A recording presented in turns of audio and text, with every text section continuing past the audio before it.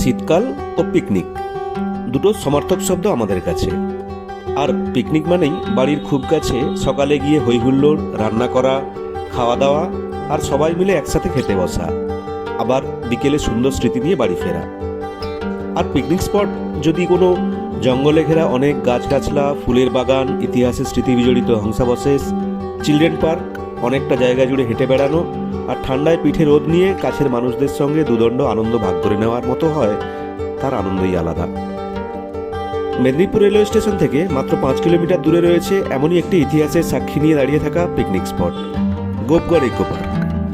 পুরাণ মতে মহাভারতের রাজা বিরাট এখানে তার গবাদি পশুদের জন্য গোপগৃহ বানিয়েছিলেন।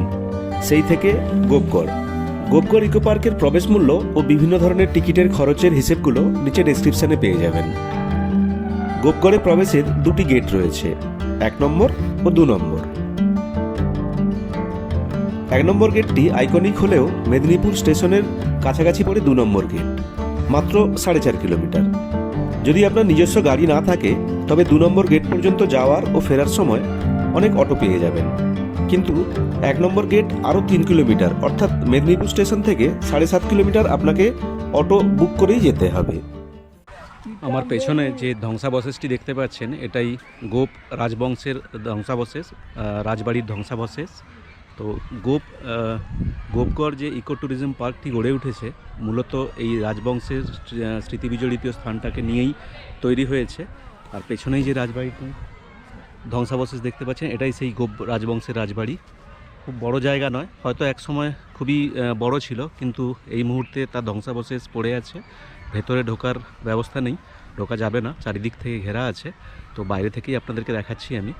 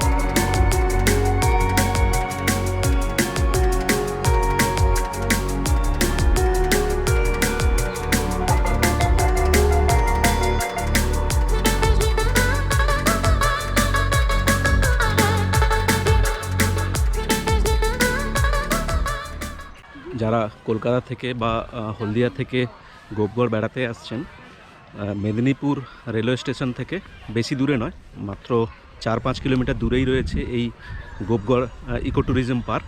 আর এর ভেতরে মূল আকর্ষণ বাচ্চাদের অনেক খেলার জায়গা রয়েছে, অনেকটা বড় প্রশস্ত জায়গা। আজকে শনিবার, ছুটির দিন, সেই কারণে অনেক স্কুল থেকে স্কুলের বাচ্চারা এসেছে, অনেক লোকজন পিকনিক করতে এসেছে। এখানে ঢোকার সময় একটা টিকিট কেটে ঢুকতে হয়। তো আর ভেতরে চারিদিকে গাছগাছালি ভর্তি, জঙ্গল। তো আমি মূলত এসেছি একটা অফিসের পিকনিকে। তো সেই পিকনিকটা অ্যাটেন্ড করেছি, একটু চা জল হওয়ার পর এবার বেরিয়ে এসেছি আপনাদেরকে এই গোপগড় জায়গাটা ঘুরিয়ে দেখাবো বলে।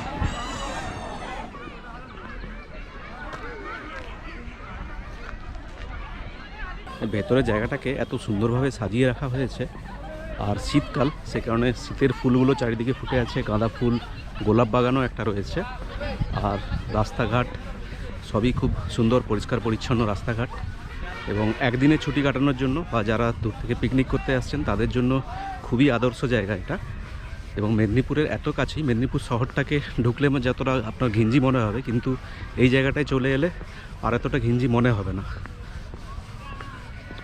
খুবই সুন্দর জায়গা, একদম প্রাকৃতিক পরিবেশ, প্রাণ ভরে অক্সিজেনও নিতে পারবেন এখানে। আর সারা দিন আপনার কিভাবে কেটে যাবে সেটা এখানে বুঝে উঠতে পারবেন না একদমই।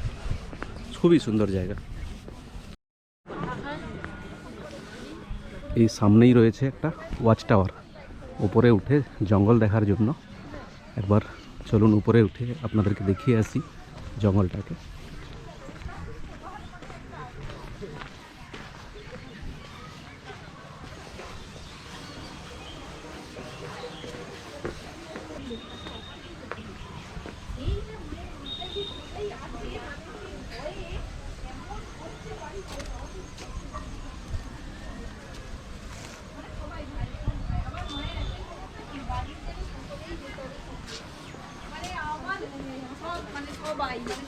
একটু উপরে উপরে যাবে, তালা লাগানো আছে। আচ্ছা, শহরে একদম উপরে ওঠার জায়গাটায় তালা লাগানো রয়েছে, সেই জন্য একদম উপরে উঠে আপনাদেরকে দেখাতে পারলাম না।